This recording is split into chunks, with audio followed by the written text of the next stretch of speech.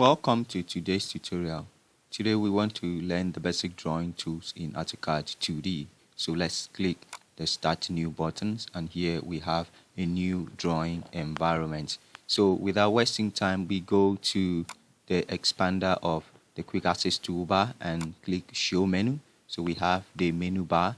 So what we intend to do first is to set our drawing unit. So clicking on the Format menu, and then we go to drawing scale.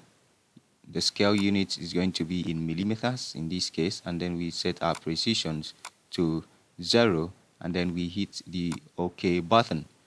Then the next thing is for us to go to the tool, and then we go to toolbars, and then AutoCAD tools, and then we want to start with the drawing tools first. So we dock the drawing tool bar here, and then this is now our menu bar, this is now our drawing tool bar. So we'll start with the line tool first. Of course, the line tool helps you create a line segment in a continuous way, and then those segments can be treated separately. We now click on any portion in the drawing area, or any point, specify any point in the drawing area, and then let's say we want to have a line of 4,000 millimeters, that means 4 meter length, and then turning to this angle, we want to have a 3,000 millimeter length, meaning 3 meters, and so on. You can just use your mouse and click any point of your component without even specifying a distance. Of course, you notice those lines will be drawn as well. There will be options for you to snap these other ones if you have enabled your auto snap on. So it could snap to tell you the end point of this line. It could snap to tell you the end point of this line, as the case may be. And so aside from that, you can enable your auto mode if you want to have, let's select all the line and hit the delete button now. You can as well enable your auto mode on, so that those lines you're drawing will be on a straight line. So let's say this is our auto mode. You can use the F8 hotkey, or you simply click on the auto mode. So when I enable my auto mode, if I click a line, those lines will be straight, either horizontally as in this case, or vertically, but it will make sure that it's constrained it straight without tilting the angle. So now that I have a straight line, let's say I want to have a 5,000 length line, meaning 5 meters, and then or downward or on the vertical, I want to have a 2,000 millimeters, meaning 2 meters length of line. So the same case here, I could return and have 5,000 millimeters of line, and then I can then end my drawing. So I can click the space bar or hit the enter button, as the case may be. So that's what I have as regarding the line. Take note that each of these continuous drawing line can be selected and be treated separately. You can hold this and then you click and then you stretch it. You can click the middle of it and then select it and then use that to move. So the edges are to help you change their angle or stretch, as the case may be, while the center of this segment will be to help you move the entire line, as the case could be. So let's select this now and then press the delete button on the keyboard, and then we erase it. Of course, we have another line here called the construction line. This helps you create a line of an infinite length. So let's say we have a construction line to select it, and then we click anywhere on the drawing area. It will be an infinite line. Since our auto mode was on, when we turn horizontal, it's going to be an infinite horizontal. We click here, it will be an infinite vertical. But if we off our auto mode, of course, we can manually take on any angle, and then we hit the enter button. Of course, if you select it, you notice that when you select this continuous line, you have options here to move it around. That's the center button or the mid option will help you move it around, but these edges here will help you stretch it or rotate it. So you can click on these ones to rotate it as the case may be. So let's select all and then erase them. The next we want to look at is the polyline. This helps create a 2D line. So as you're creating a 2D line, means that aside from getting a straight line, you can create a curved line while the line drawing is still in a continuous mode. So let's say we have this now. We can create a straight line here, and then we create a next one, and then we create a next one. But if we want to create a curve while drawing the continuous one, so we first of all will specify the line, the first point, and then if we want an arc, we are going to use the arc option here, that we want it to be an arc. And so there we go, we have an arc there. And if we want it to be a line, we hit the line option, so it will become a line. And then if we want it to be still a line, we give it a line. We click a line. If we want to change to an arc, we'll give it an arc. And then when we want to close, we'll give it a close. So there you see, with these options, you can create a line or any polyline, meaning that those lines will be joined together when they are finished drawing. So they are joined together as one object. In design terms, we call it being in closed loop. So these lines will be in closed loop when you finish drawing. Of course, they will be as one object or one shape drawn.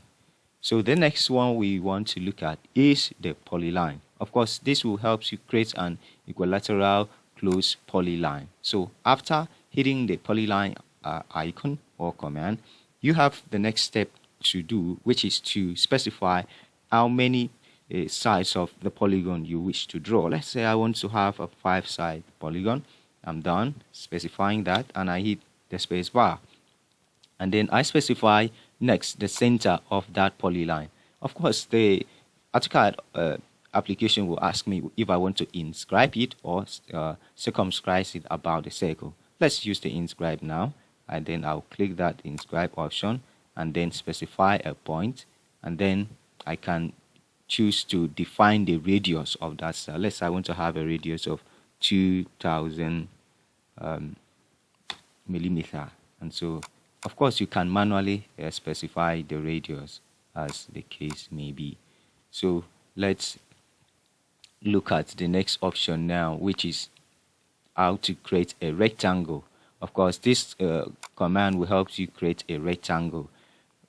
You can click any position and then you click the second position to manually draw. Of course, there is room for you to use dimensions to draw your rectangle. So let's say I specify the points, and I could choose to have the dimensions here. The first one will be the length of that rectangle. Let's say I choose to have 5,000, and then I specify the second point being 4,000. And so you see now I have a rectangle of 5 by 4, 5,000 by 4,000. Now we want to draw a rectangle with a chamfer and also a rectangle with a fillet. So first, having selected the rectangle tool, we choose the chamfer. The computer will ask us, or AutoCAD will ask you to specify the chamfer distance. And so we now want to have 45, and then the next distance should be 45. So at that 45 degrees will be our chamfer. So in other words, 45 degree this way, 45 degree this way. So that's the chamfer of 45 degrees around the corners of the rectangle. So we select that and then we hit the delete to erase it. Now let's draw a rectangle with a fillet option. So we now specify the fillets, and having click on that fillet, we give the fillet radius to be 60 degrees, and we specify next the first point. Of course, we draw the second point. So here we have it, the radius of 60. So now the next tool we want to look at is the arc tool. It will help us create an arc using a 3 point. So we can choose to start our first point here, and then we specify the point of arc, which is the radius point, and then we specify the last point. And so after drawing, there is also room for you to manipulate the locations, the radius, the arc length, or radius, as the case may be. Now let's hit the escape key, and then we take another drawing tool, and that is the circle. So this will help you create a circle using the center. So having choose that, we specify where we wish to have as the center of the circle. Of course, the next options will be to specify the diameter. Let's say we want to have a 1.5 meter diameter circle. So that's the circle that we have there. We also have the next tool, which is the revision cloud. This will help us create a revision cloud drawing in a free form. So having choose that, we start drawing, and as we click, we hover our mouse through. As we hover along a path, it will create a revision cloud. When we get to the end, it will lock it and form a closed loop itself. Of course, after drawing, there will be room for you to stretch, there will be room for you to expand, extend, or influence the path as well. Next, let's hit the escape key and go for the next tool, which is the spline tool. Of course, this will help you create a smooth curved path that passes through any points that you wish to define. Of course, let's choose the first point, and then we specify the second point. These points are just points of curves. So we are specifying a point of curves, and when we are okay with that, we hit the enter key or the space bar, and then be informed that you can form a closed loop with a spline. Let's say we choose the spline tool, and then we wish to have a closed loop. So we specify the first point, second point, third point, and so on.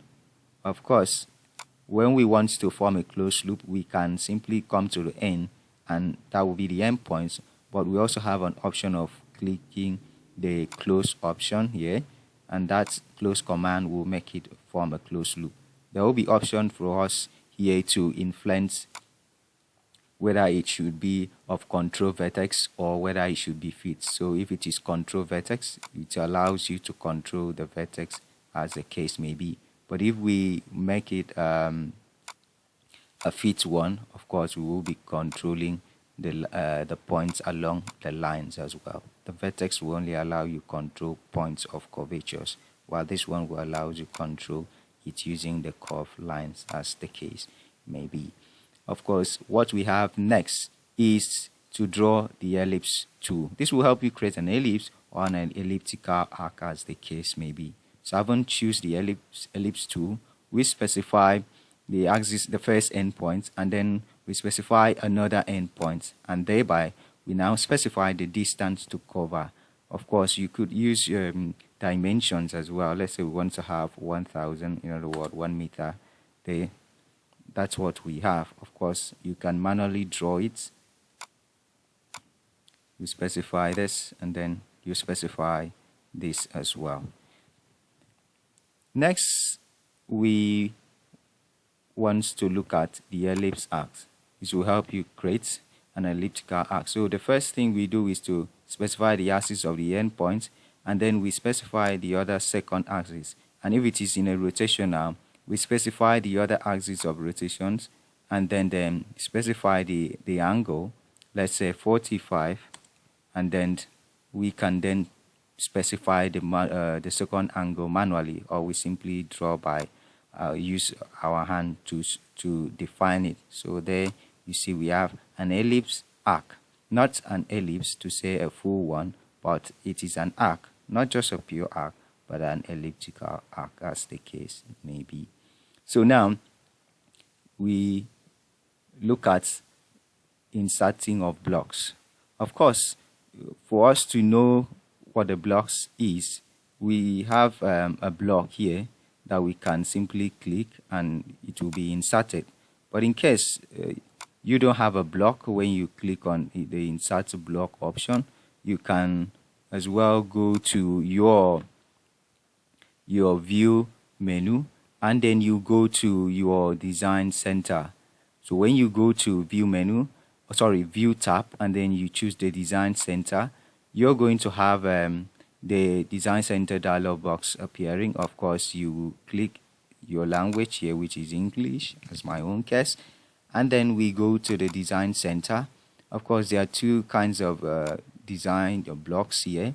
We have the dynamic blocks and then the ordinary blocks. Of course, we will explain in detail what we mean by dynamic block, but being in a concise fashion, it helps you switch through different sizes or different position arrangement of each of the block.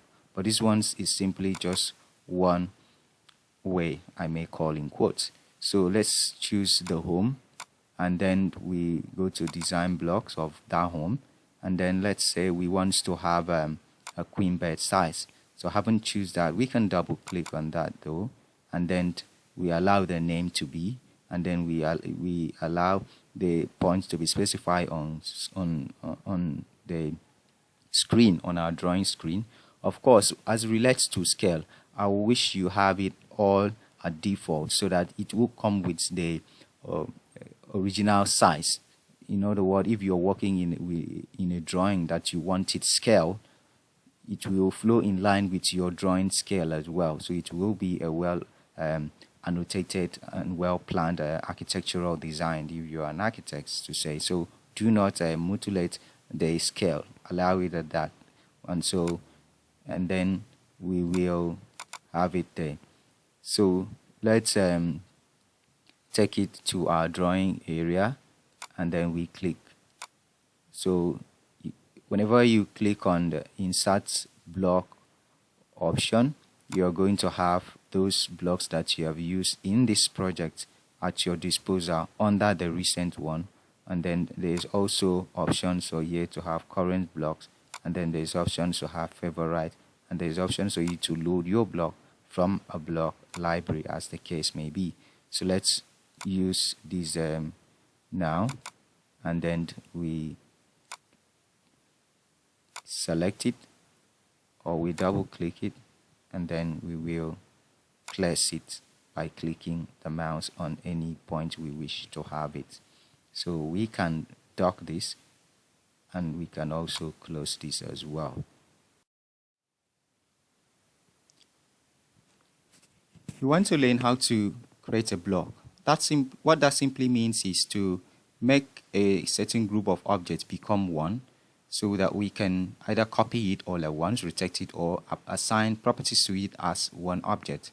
So without wasting time, we're going to hit the make a block tool, and then the block definition dialog box will appear, requesting us to give the block a name. So we're going to call it M1 to save time, and then we asked to specify the base point, that's the point of origin. So I'm going to snap this circle now, and then insert and click on that, and that will become the block base point of insertion.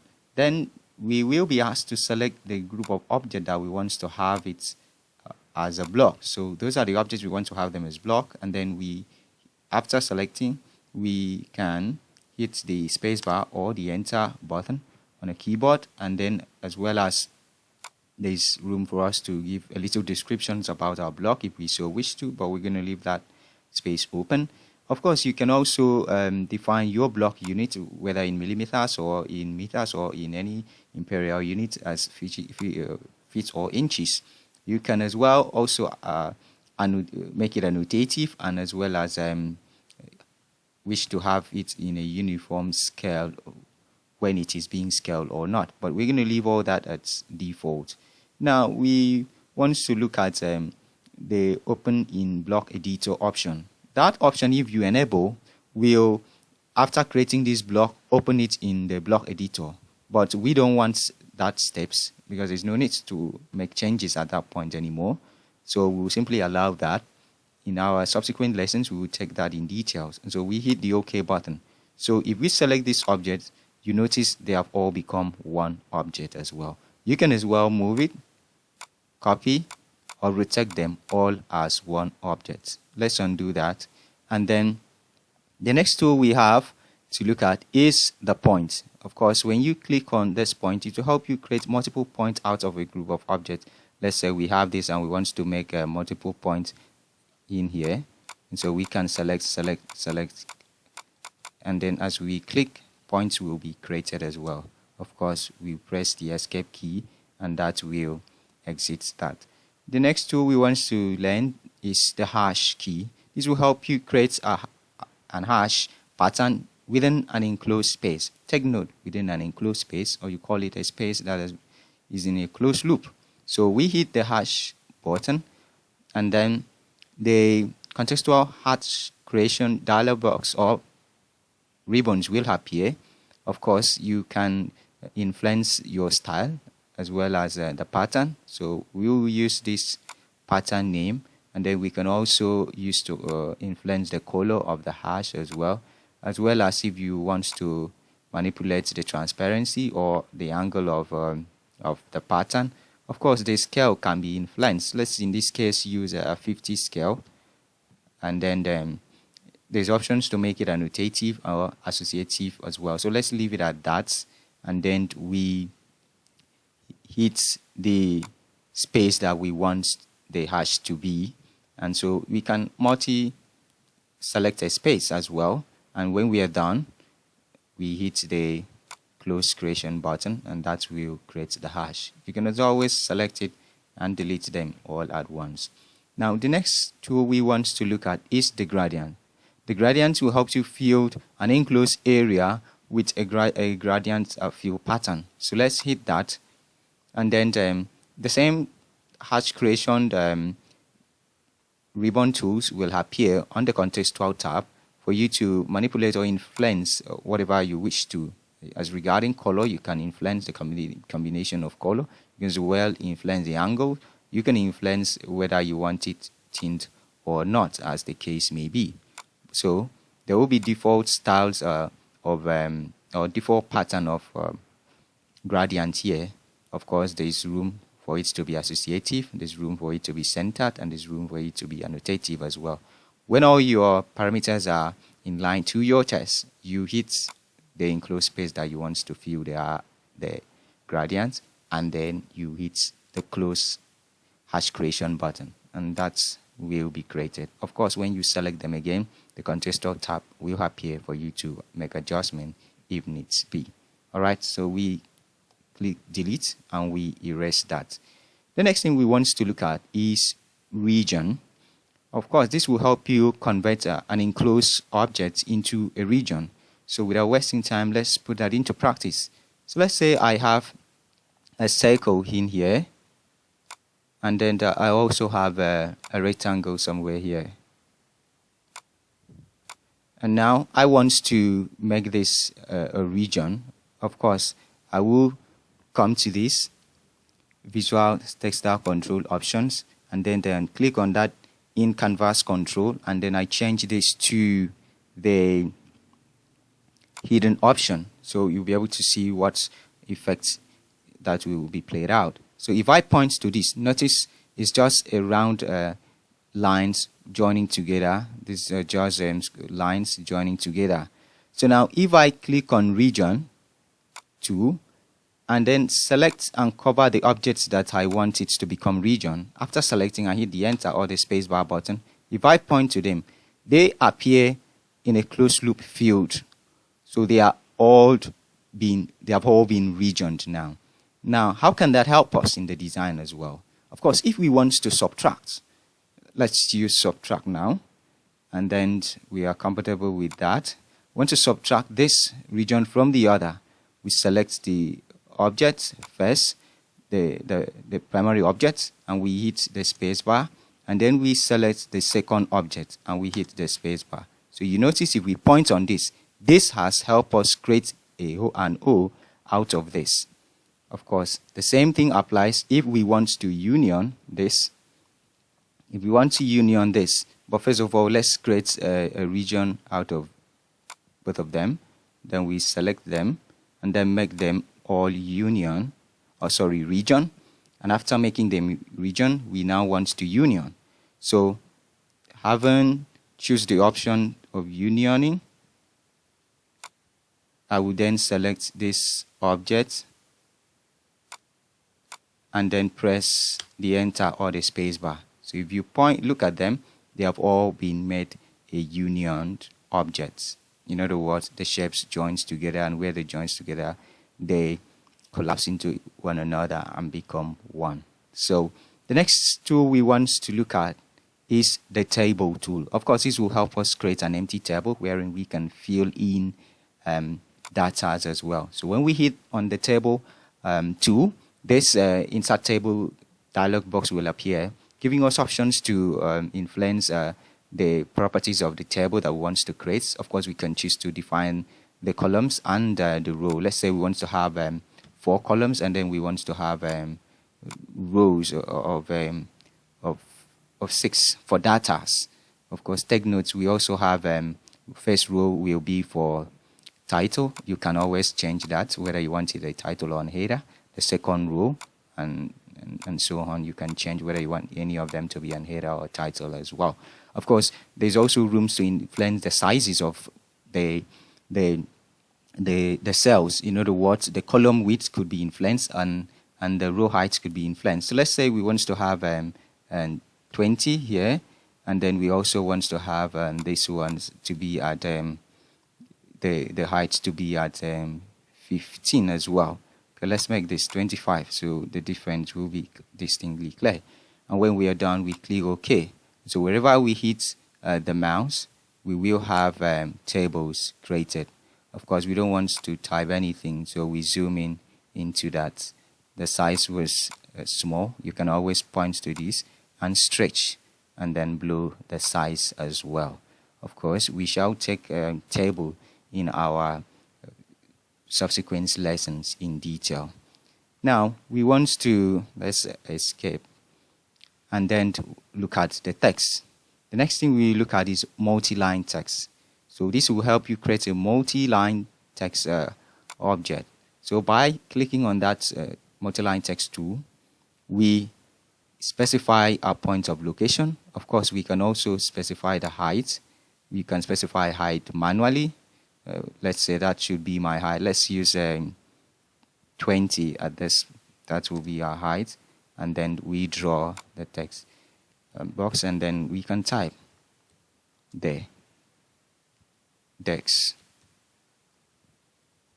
And then we hit outside the drawing area. So you see that has helped us create a multi-line text as well. So we press the escape key and remove. Of course, when you select the text, there is options for you to double click and then influence the text parameters in terms of the font style. And you can, let's say we want to have Time New Romans, and then want to have a Time New Roman font, and then you can influence the color as well, and as well as influence the paragraph alignment, whether center aligned or whether left aligned, right aligned, justified, as the case may be. There are also other rooms for you to enable whether you want it bold or whether you want it to be italicized, as the case may be. So let's hit outside the text box, and then we look at the next thing, which is on the Add Selected. These tools in some software such as Revit, it is called Create Similar. So what it does is that when you select this and you choose any objects of your choice, it will help you create that software, that object, without having to go and look for where that object or tool icon is to click. So by simply clicking this Add Selected, it will help you create that similar object. Some software, I say they call it Create Similar. So I just want to create this block again. So I have hit the Add Selected tool, and I'm clicking this. So it will automatically help me create that similar object. So I specify the point of location. The scale, I'm going to allow it to be on 1. And then as regards the scale factor of x and axis, I will allow it at 1. So the angle of rotation, well, I will just want to allow it at 0. So that's has created that similar object.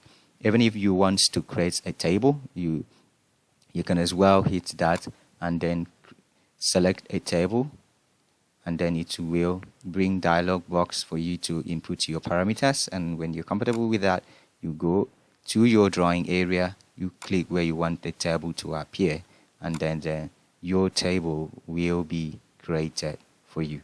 So that's the add selected options. I say you can call that create similar to if you wish to. Thank you so much for your time. Please do make sure to subscribe, like and share, and hit the notification button on so you receive updates, as we will be updating series of lessons and tutorials for you, and we promise to give you the very best. Thanks and remain abundantly blessed.